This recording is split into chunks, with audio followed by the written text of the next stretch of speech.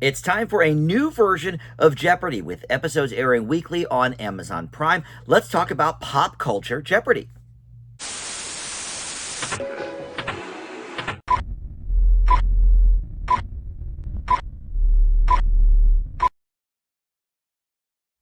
Hey guys, Dan here. This is Dan Reviews It. Welcome to my game show review for Pop Culture Jeopardy. This is going to air 3 new episodes every week on Amazon Prime. You can catch them on Wednesdays, and it is a tournament-style show. So there's going to be 40 episodes, I believe, in all, 81 teams competing against each other. So the first many weeks is going to just be these knockout rounds where the winning team will move on to the quarterfinals and then the semifinals. And then finally, the finals will be just the 3 remaining teams from all of those competitions. And the winning team gets $300,000. So there's some new things with this show. Obviously, the team dynamic.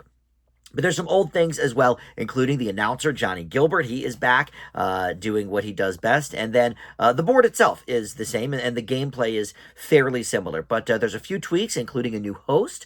So we'll talk about all of this here in just a moment. But first, let me welcome you back to the channel. If you are one of my subscribers already on Dan Reviews, you probably know that I love talking about game shows. I'm a game show enthusiast, and there's even a playlist on my homepage for all of the game show reviews that I've done recently. There have been a lot just in 2024 alone. You had recently I did Scrabble and Trivial Pursuit. Before that was the Quiz with Balls and Lucky 13 and the 1% Club, and we had the new version of Lingo earlier this year. So a lot of game shows coming out, and so this one is not completely new, of course. It's Jeopardy with a twist. But yeah, if you are into game shows like me, check out some of those other videos. But please consider subscribing. Click that notification bell. Like this video and comment below. That stuff, of course, helps the channel out too. And I would love to talk about your thoughts on this iteration of Jeopardy, because there's certainly a lot of thoughts going around the internet. The hardcore Jeopardy fans not real thrilled with some of the changes, but look,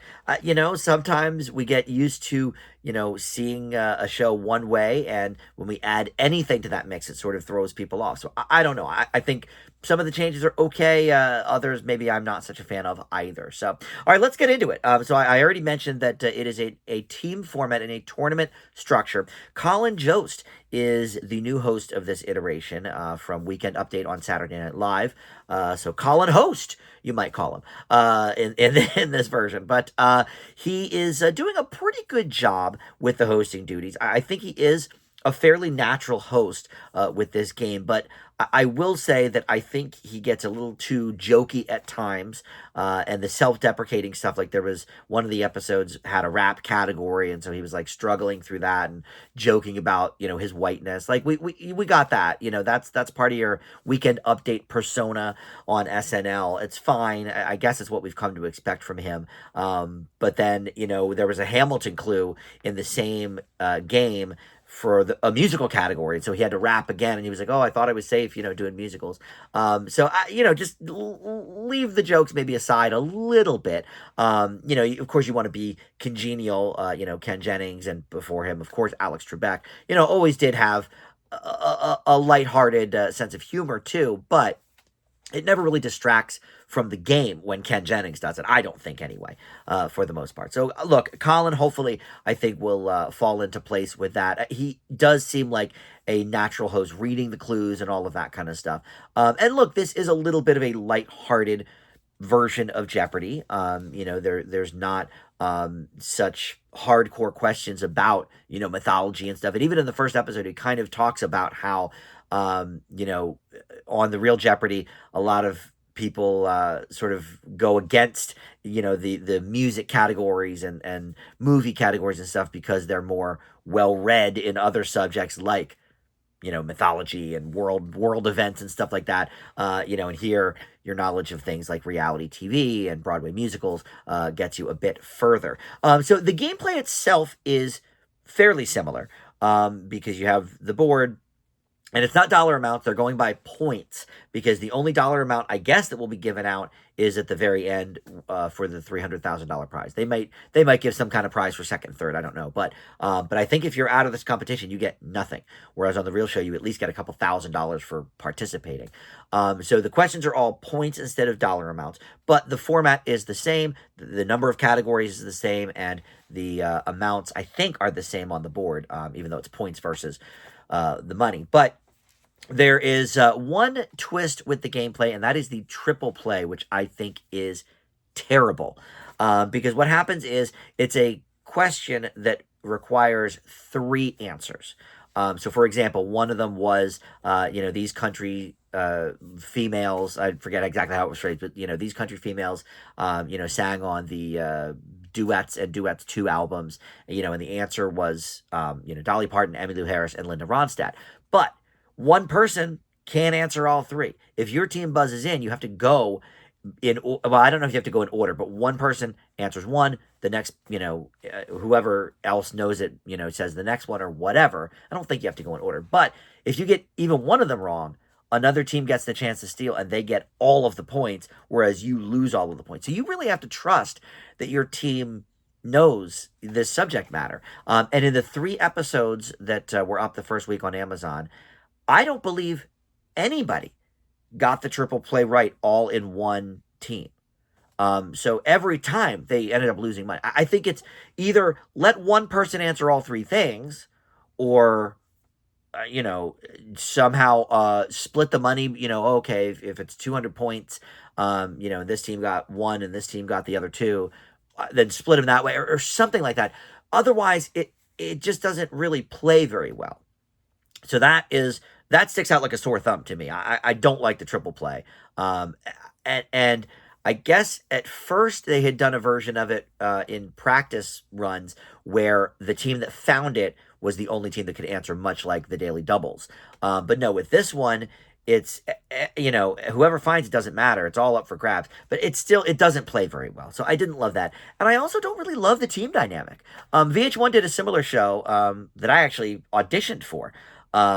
With a couple of my buddies, called the World Series of Pop Culture. This was probably close to 20 years ago now. I think it was maybe 06 or 07. And they did 2 seasons of it, and I auditioned for what would have been the 3rd season, and my team got through the testing part. So we got to at least the second version, or the second whatever, where we met with the producers. But, the 3rd season never even happened, so I don't know if that's why we didn't get called back or what. But point being, that was a pop culture trivia contest with teams.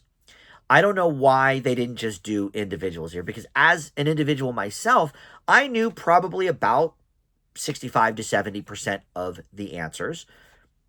There's a lot of pop culture buffs out there and trivia buffs that I think would do very similarly. Maybe not every category is in my wheelhouse, but I don't understand why we needed teams for this. It ends up looking like more of a bar trivia kind of a thing than actual Jeopardy. And that may turn off hardcore Jeopardy fans as well. I guess the point is to appeal to a younger demographic, maybe the Gen Zs out there, who watch Colin Jost on the YouTube clips or TikTok clips or whatever from his Weekend Update jokes, as opposed to somebody like me who watches SNL live still.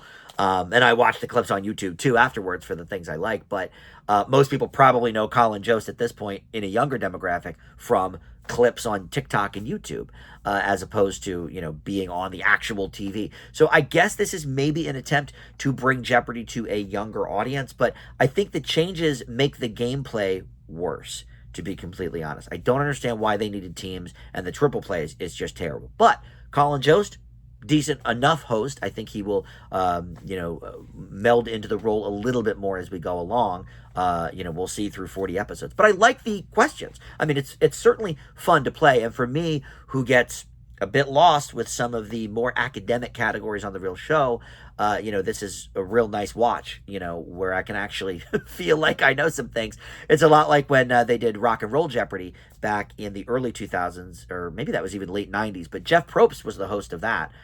It must have been late 90s because I think it was right before Survivor. But in any event, that was very similar to regular Jeopardy. You just had single contestants, not teams, but it was all music-based, whereas this is pop culture-based. But the team dynamic, I just don't think it adds to the show, and it makes everything a little bit more confusing. And it doesn't really give us anybody to root for. We don't care. Whereas in the show where you're watching 3 individuals, you get to know their personalities a little bit. So, there is somebody maybe to root for. I don't know. So overall, this is certainly a fun watch, and I enjoyed the questions. The clues were great, so that part remains a success. But the tweaks they've done, I'm not sure that they are winners. But anyway, I'll be watching through, just because I like playing along with the game. But the show itself, definitely a bit of a decline from the OG. I leave Pop Culture Jeopardy with a B minus. But you can check out 3 episodes a week of this, like I said, on Amazon. And a little peculiar they didn't do this in the summer when the main show is in reruns, because now you've already got the regular show 5 nights a week, and then coming in January they're going to do the Tournament of Champions, and then they have the primetime Celebrity Jeopardy coming. So the summer for me would have been, I think, a better place to put this. But anyway, Amazon's going to do what they're going to do. Thank you for watching Dan Reviews It. Check out my other game show reviews, and I'll see you next time. Bye.